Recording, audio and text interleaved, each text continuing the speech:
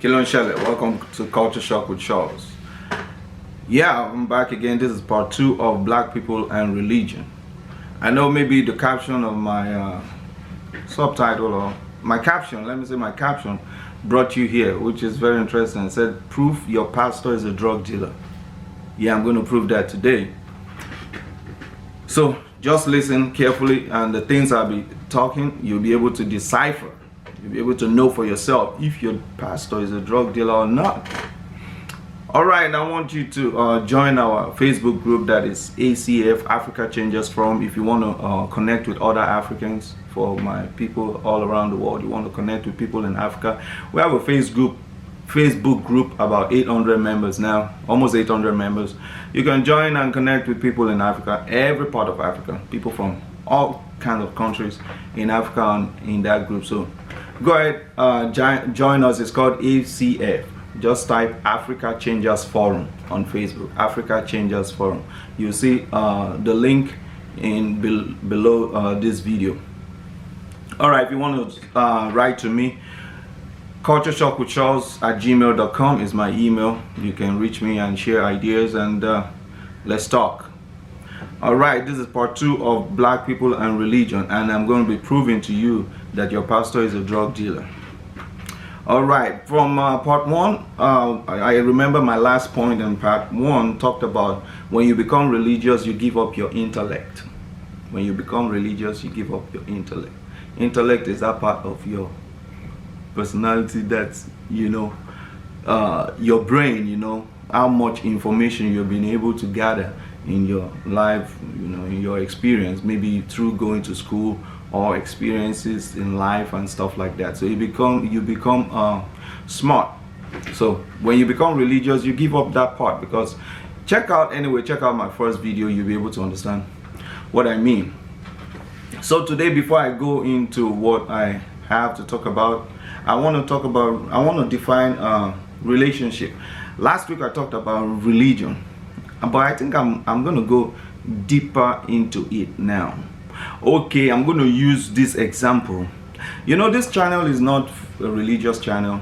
It just happens that I'm talking about religion today, and Black people, religion is part of our culture. This is Culture Shock with Sholls. We're talking about culture shock. We're talking about culture, bringing all Black cultures together. So religion happens to be a big part of our culture, so I believe that's why I'm talking about it today, and I have some experience which I'll be sharing with you as well. All right, I'm going to use this to talk about the difference between religion and relationship, and I'm going to take a text from the Bible. Those of you that are Bible scholars, go to Luke chapter 18 verse 10. Let me talk like a preacher. Go to Luke chapter 18 verse 10.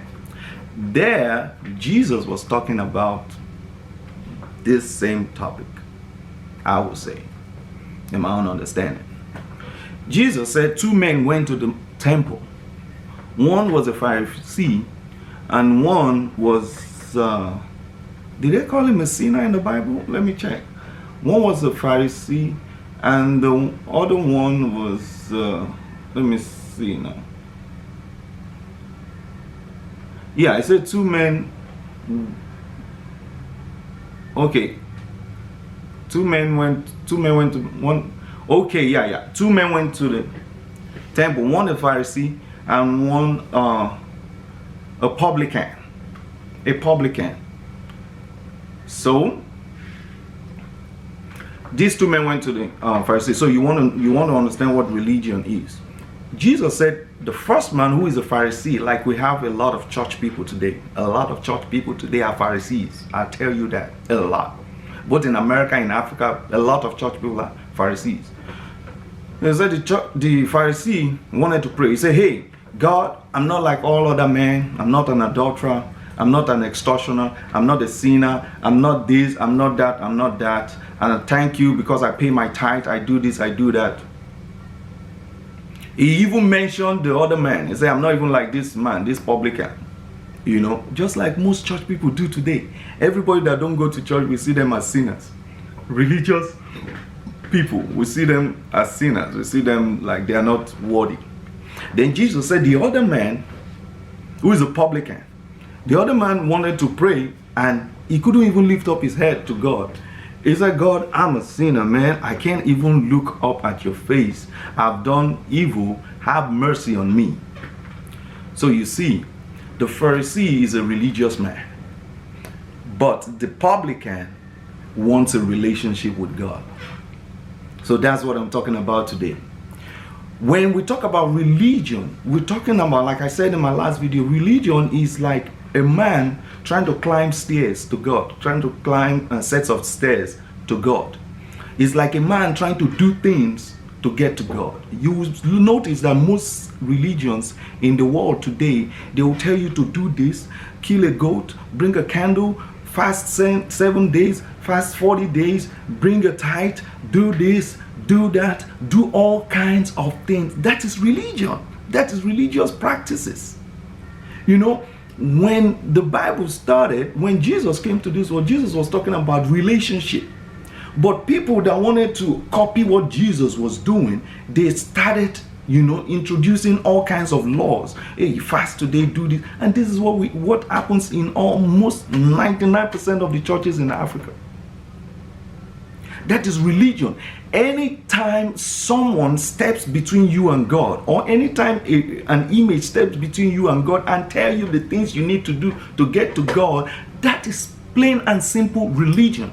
It's happening in America here. It's happening. How will somebody that calls himself a pastor be the one to tell you when to fast? Be the one to tell you when to pray? The Bible does enough of that. So no man should be a middleman between you and God. That is religion. If you do that, for example, some people go to church 4 times a week, 7 times a week. Why would somebody tell you how many times you're supposed to go to the church? What are you going to do in the church? To do religious activities, to give money and do some crazy things? God himself is inside of you. So I'll talk about relationship. So when we talk about relationship, look at that man. Jesus said it. Jesus is the one that said it. He said, this man bowed down and said, have mercy on me. I'm a sinner. I'm not even supposed to be in your presence or stuff like that. Let me look at it quickly. He said, I'm not even supposed to be in front of you, you know. So he said he would not even lift up his eyes to heaven, but he smote his chest and said he was a sinner. So this man was looking for a relationship. Listen to me. That is relationship. Jesus came on this earth to restore our relationship with God. When he did that, he now said, though in the past you used to do all kind of rituals, all kind of things trying to know God, but now I'm going to restore your relationship with God. Join hands together, boom, you are with God. You know, but men are still trying to sneak in, especially in Africa. Men are sneaking into that relationship and trying to say, oh, I know God better than you, so this is what God is saying that you should do. No. They're trying to make you religious, and they have succeeded so well in Africa. It is unbelievable. People don't do nothing except they talk to whoever, they call them a pastor. They don't do nothing except they talk to them. So this topic, like I said, black people and religion. Black people are supposed to have relationship with the one true God. But what we find out that is happening is most black people are just religious. They go to church. You see them go to church every Sunday. I do go to church, but I'll get into that. So for you to understand where I'm coming from, that I understand these things, I'm going to share my story. I have a few minutes, but let me share my story. If this video won't take, I will go to part 3. Okay, let me show you my story. 1995, I joined a church, and let me just put it this way. I became a follower of Jesus Christ. After joining the church, I became a follower of Jesus Christ. And I was religious as well. You know, you have who they call a pastor telling you what to do, how to do this, how to do this, how to do that. But I'm going to tell you my story of relationship. It started from when I was small. 3 events happened in my life that made me know that all I need is a relationship with God. I don't need no middleman telling me nothing. I don't need no middleman. I don't need no pastor telling me nothing. Any pastor that's going to tell you something is just going to tell you things that you only have to confirm from the Bible. That's all. If what it tells you can be confirmed, forget about it, just forget about it. Okay, here's what happened to me. When I was 9 years old, listen, I'm those kind of kids that I play hard, I play crazy.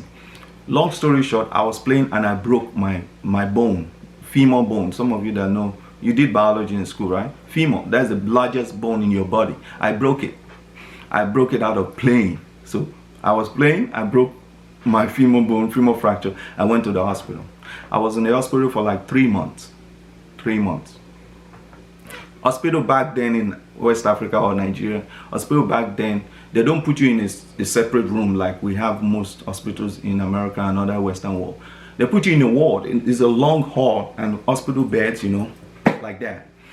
9 years old, I was in the hospital, and what happened? Guess what happened? I was there for 3 months. You know what? Every night, they roll dead bodies, dead people by my bed every night for 3 months. Some people, I remember people that died, even vivid memory, I still remember them till today. Some people, they are rolling them by my bedside, the hand will drop like this, out of the sheet. So imagine a 9 years old child seeing that for 3 months. Those are the kind of things that people that go experience traumatic experiences have. So I saw that for 3 months at 9 years old. You know what that did to me? I tell some people, I say, I'm not afraid of death. They don't understand. These are the experiences. Because of that, I don't have the fear of death anymore. That's number one. Then number two, I now understand and appreciate life. I understand and appreciate life so much. And I appreciate life that is a gift. And I come to understand that life is just like that. And it's a gift. So if life is a gift, we need to cherish it. That's why I do a lot of, working out, making sure I eat right and do exercise and all that. Because life is a gift. Second event is this. I was ordained a preacher back then. Back then, about 20 years ago. I think before I was ordained a preacher or after I was ordained a preacher. Listen to this. I was sleeping on my bed at night. The next thing, I was standing at the foot of my bed. I was standing at the foot of my bed. The next thing, I saw my body on the bed. I saw my body on the bed and I'm standing at the foot of the bed. You hear people talk about out of the body experience. That is what I had. I saw that. I was a Christian then. I was, a follower of Christ. Let me put it that way. I saw my body on the bed. I was standing at the edge of the bed. And I elevated through the ceiling. And I met Jesus Christ. When I wrote these things to my senior pastor then, he left what he was doing in his office upstairs and came down to me and told me, it's apostles that see these things and stuff like that. I'm like, okay. That's another experience I had. Then the third experience is somebody was asking me recently, how do you pray? I heard that you did some things, you were praying in a particular kind of way. I want to know about it. All right, the third one is I got to a level of relationship with God, Jesus Christ and the Holy Spirit, whereby when I pray, I leave my body. That is, the Holy Spirit takes my spirit out of my body, separates my spirit from my body, and I literally leave the room where I'm praying and I appear at the throne of God. There's a song, some of you Christians will know, it says, great is the Lord and is greatly to be praised in the city of the Lord, in the mount of his holiness. Beautiful for situation. The mount of our God is Mount Zion, city of the great king, the northern city of the great king, something like that, David that wrote that psalm is not just singing. He's talking about his experience when he left his body. His spirit went to the northern side, the mount of God at the northern sides of heaven. When I pray, that's what happens. I leave my body. Then I'll be speaking in tongues of angels, not human tongues. And God is able to take my spirit to different parts of the world to do things. So I got to that level of relationship with God. Though now I may not be as people say, as hot as I used to do. I don't pray that much then, but I still have that relationship. A lot of your pastors in Africa, they don't even know what they're doing. They don't even have the slightest level of that relationship with God. You know, when I pray like that, the Holy Spirit is the one that is resident on this earth that deals with us. Jesus is seated at the right hand of the throne of God. When I leave my body, I see Jesus and I see God. But you know, God and Jesus, you can't see them like, you know, you're seeing me now. You know, read the Bible, you see what the other apostle talked about it. So I'm talking about relationship. When you have a relationship with God, you have someone that speaks to you every time. That is, the person is called the Holy Spirit. Not any pastor anywhere. Listen to this, those of you that are Christians. The Bible equally talked about, read the book of Acts. The Bible equally talks about Berean Christians. They said these Berean Christians are people that when Apostle Paul finished preaching to them using the Bible, they are like, hold on, Apostle Paul. They go back home and search the scriptures to see if those things that Apostle Paul said were true. That's the way we're supposed to treat the pastors today. That's the way you're supposed to treat them. You're not supposed to agree to anything they say. You have to go and confirm it. It's like the law, going to the law court. Recently, my divorce was finalized. And guess what? I represented myself in court. There's no ignorance of the law anywhere. You see, there are spiritual principles. There are spiritual laws. If you don't know them, don't mean they are not in operation. Don't mean that if you fault them, you won't suffer the consequences. I was able to go to the court and represented myself in my own divorce that took over a year. How was I able to do that? I was reading the law books. I was going to the law library. Christians don't read. Anyway, Christians don't read. So the Bible says the Berean Christians, they don't take what Apostle Paul says. Can you imagine Apostle Paul? Which pastor on earth is as big as Apostle Paul?